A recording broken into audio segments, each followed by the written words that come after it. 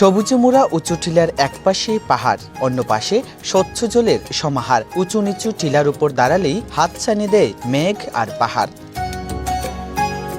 কাছ থেকে ভারতের মেঘালয় রাজ্যের পাহাড় দেখার অপার সুযোগ মিলবে সিলেটের উত্তর পূর্ব সীমান্তের অপার লীলাভূমি লোভাচড়ায়। জেলা সদর থেকে প্রায় ৬৭ কিলোমিটার দূরে সীমান্তবর্তী কানাইঘাট উপজেলায় এর অবস্থান। এ অঞ্চলের উপর দিয়ে বয়ে গেছে পাহাড়ি নদী লোভা, যা ভারতের মেঘালয় রাজ্যের পাহাড় থেকে নেমে এসে বাংলাদেশের সুরমা নদীর সঙ্গে মিলিত হয়েছে।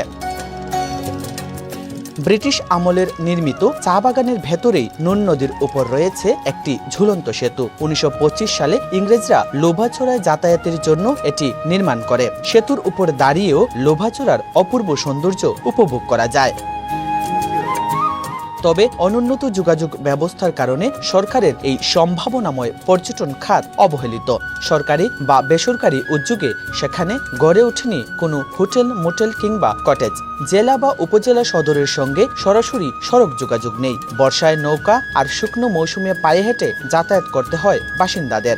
এজন্য এলাকার উন্নয়ন ও পর্যটন বিকাশ হচ্ছে না বলছেন স্থানীয়রা। তো সুন্দর সিনারি, যেটা বাংলাদেশের কোনো জায়গাতে আমার মনে হয় নাই। এখন এতদিন থাকি আমরা এই সুন্দর ভিউ, সুন্দর সিনারি এবং মেঘালয় পাদদেশে এবং চকচক করে পানি এবং নীল পানি, জাফলং বুলাগঞ্জ যেগুলো আছে পর্যটন আছে, এই পর্যটন থেকে দেখতে আরো সুন্দর। কিন্তু আমাদের এলাকা যোগাযোগ বিচ্ছিন্ন না থাকার কারণে আমাদের এলাকার বেশি মানুষও আয় না। অনেক কিছু আছে দেখার মতো, একটা চা বাগানও আছে। বিশেষ করে আমাদের এখানে যে পর্যটনের মনোহরকা এই যে পাশাপাশি যে ছাটগুলো আছে, এগুলো আমরা ছাট বলি আর কি, দেওমাটির ছাট। এই রকমের জাফলং বিছনাখান্তিতেও নাই। আমরা যদি একটু যাতায়াত ব্যবস্থা এবং ব্যবসায়ীদের নিরাপত্তা দিতে পারি, এই কারণে প্রশাসন যদি একটু আমাদেরকে সাহায্য করে, তাহলে কিন্তু সম্ভব। সিলেট একটা অপার সম্ভাবনাময় জেলা।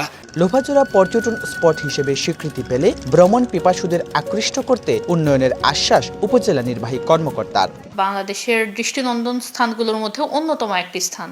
তো সেখানে পর্যটকদের আকৃষ্ট করার জন্য এবং পর্যটনের প্রসার ঘটানোর জন্য আমরা আমাদের এখান থেকে কাজ করে যাচ্ছি। কানাইঘাট সদর থেকে প্রায় ১২ কিলোমিটার দূরে অবস্থিত লোভাচড়ায় যেতে বর্ষায় নৌকা আর শুকনো মৌসুমে পায়ে হাঁটা ও মোটরসাইকেলেই ভরসা। মূল স্পটে পৌঁছাতে সময় লাগে প্রায় ২ ঘন্টা।